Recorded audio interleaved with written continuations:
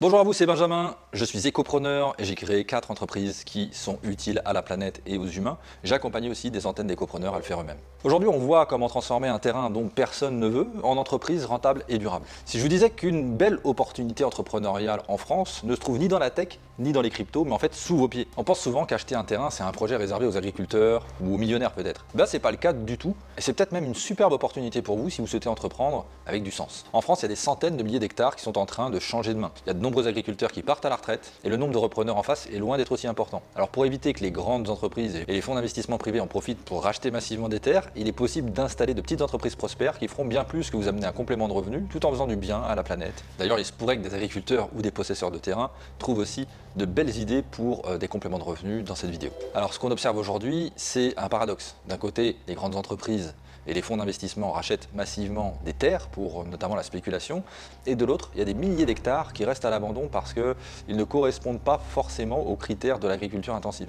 Selon la SAFER, il y a 52% des agriculteurs aussi qui ont plus de 55 ans et qui ne trouvent pas de repreneurs. C'est assez énorme. Les jeunes ne veulent pas forcément reprendre des exploitations conventionnelles, qui sont souvent endettées et pas forcément très rentables. Et c'est là qu'on peut penser différemment. Entre les terres qui sont survalorisées par la spéculation et celles qui sont un peu délaissées par l'agriculture, eh bien, il existe une multitude de terrains qui sont abordables avec un potentiel énorme. Et dans cette vidéo, je vais vous montrer comment des entrepreneurs éthiques et régénératifs transforment ces terrains, dont finalement pas grand monde veut, en projets à impact positif qui peuvent aussi être rentables. Et comment vous pouvez participer à cela, même sans être forcément agriculteur. Alors contrairement aux spéculateurs qui achètent pour revendre plus cher, sans rien apporter au territoire, moi je vous propose de créer de la valeur réelle, des emplois locaux, des écosystèmes restaurés, de la production alimentaire durable, pourquoi pas.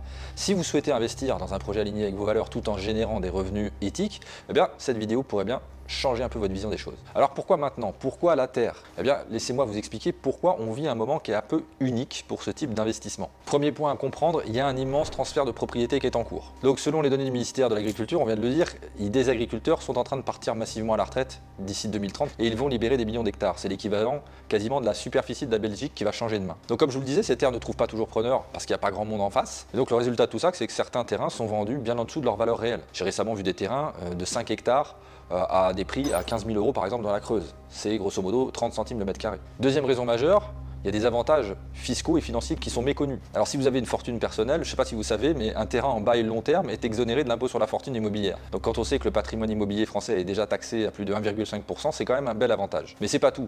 Il y a des subventions pour la transition écologique aussi, il y a des aides à l'installation. L'Agence Bio rapporte plus de 12 types d'aides différentes pour de nouveaux projets agricoles innovants. Troisième raison et peut-être la plus importante, c'est l'explosion de la demande pour une économie locale et résiliente. Et là, d'après l'Observatoire de la consommation responsable, les achats en circuit court ont augmenté de 38% depuis 2023, c'est une véritable lame de fond.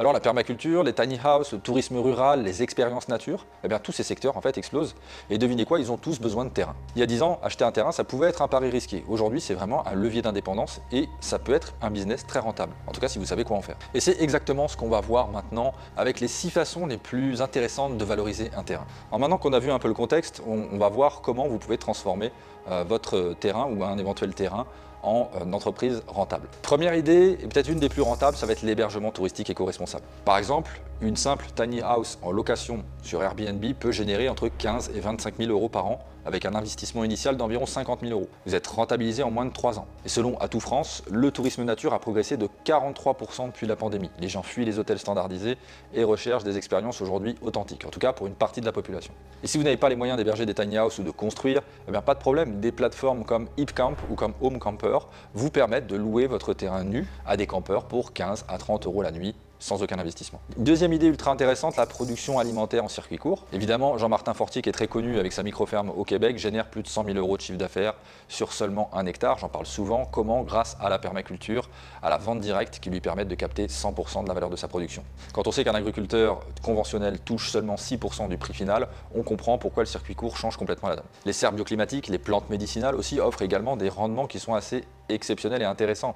Un kilo de safran, par exemple, se vend entre 30 et 40 €. Alors même si ça nécessite beaucoup de travail, contre quelques centimes pour un kilo de blé, par exemple. Troisième opportunité, qui est assez méconnue, la location et le stockage d'équipements agricoles. Les agriculteurs manquent cruellement d'espace pour leurs machines. Et c'est vrai qu'un simple hangar peut se louer parfois entre 2 et 5 € le mètre carré par mois. Sur 200 mètres carrés, ça représente quand même jusqu'à 12 000 € par an. Et des plateformes comme WeFarmUp permettent aussi de mettre en relation des propriétaires de matériel avec des agriculteurs qui en ont ponctuellement besoin. C'est un petit peu l'Airbnb du tracteur. D'autant plus que votre hangar peut très bien être pensé de manière éco-responsable, avec pourquoi pas une production d'énergie, pourquoi pas un aménagement paysager qui attire la biodiversité autour, pourquoi pas éco-construit. Quatrième idée, toujours dans la même veine, l'organisation d'événements et la privatisation de lieux. Alors ça peut être la location d'une grange rénovée pour un mariage qui peut rapporter parfois entre 2 000 et 5 000 euros pour un seul week-end. Et on a aussi les espaces de coworking rural qui explosent également. Avec la généralisation du télétravail, il y a de nombreux citadins qui cherchent à s'échapper quelques jours par semaine. Un espace bien conçu peut se louer entre 15 et 30 euros par jour et par personne. Cinquième piste, on a les cultures à forte valeur ajoutée.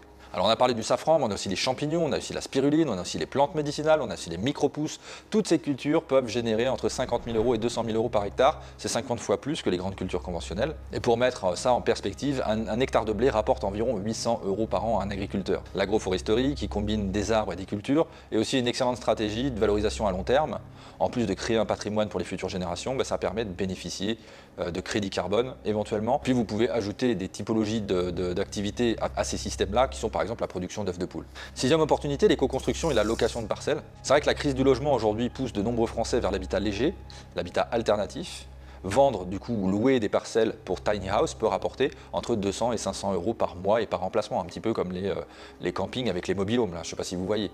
Donc on loue cette parcelle pour 300 euros par mois, ce qui reste bien moins cher finalement qu'un appartement en ville, et on a la nature comme jardin, et puis on vit dans un environnement naturel. Les lotissements participatifs, les habitats partagés connaissent aussi un succès qui est grandissant, et en transformant votre terrain en écolieu, vous pourriez créer une communauté tout en générant des revenus stables. Alors vous voyez que vous n'avez pas besoin d'être agriculteur pour exploiter intelligemment un terrain, il suffit d'avoir une vision, une stratégie. Alors maintenant, comment vous lancer et comment structurer votre projet sans forcément vous ruiner aussi? C'est vrai que j'entends déjà certains d'entre vous me dire « ouais, c'est beau tout ça, mais comment je fais concrètement pour me lancer ?» Avant toute chose, il faut clarifier un point, c'est est-ce que je peux acheter un terrain agricole si je ne suis pas agriculteur? C'est vrai qu'en France, l'achat de terres agricoles est encadré par la SAFER, ou les SAFER. Ce sont des organismes qui peuvent préempter les terrains pour favoriser l'agriculture et l'installation d'agriculteurs. Mais il y a plusieurs autres solutions qui s'offrent à vous. Première option, ça peut être acheter un terrain qui est non classé agricole, par exemple, qui est naturel, qui est de loisir, où vous aurez toutes les libertés que vous voulez.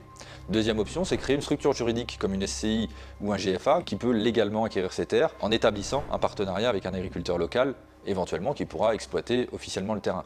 Et puis enfin, vous pouvez vous-même obtenir un statut agricole, même à temps partiel, avec ce qu'on appelle la cotisation MSA minimale, ce qu'on appelait cotisant solidaire il y a quelques temps. Alors, présentez aussi un projet qui s'inscrit dans les objectifs de développement du rural et de transition écologique, parce que les SAFER et les collectivités sont souvent favorables aux projets innovants qui dynamise les territoires. Et maintenant que cette question est éclaircie, je vais vous proposer 3 étapes pour maximiser vos chances de succès dans votre futur projet. Donc première étape cruciale, ça va être de trouver un terrain à bas prix et de négocier intelligemment. Les opportunités se trouvent principalement, généralement, dans ce qu'on appelle malheureusement à la diagonale du vide, c'est-à-dire les Ardennes, la Haute-Marne, la Creuse, la Corrèze, le Cantal, la Lozère, alors que ces départements sont exceptionnels, mais c'est des départements où le prix du terrain agricole peut descendre très bas, parfois sous les 5 000 euros l'hectare. Au-delà des agences immobilières classiques, vous pouvez explorer des sites comme propriétérural.com, Safety ou les annonces de la SAFER. Souvent, les meilleures affaires se font aussi par le bouche à oreille, sachez-le, donc parlez aux maires, parlez aux petites communes et aux agriculteurs locaux. Et surtout, n'oubliez pas que c'est votre projet qui fait le terrain et pas le terrain qui fait le projet. Donc ça veut dire qu'il faut d'abord travailler votre projet et trouver le terrain qui va être en adéquation avec celui-ci, et non pas l'inverse. Pour réduire l'investissement aussi initial, pensez aux stratégies alternatives comme le bail amphithéotique, c'est très intéressant.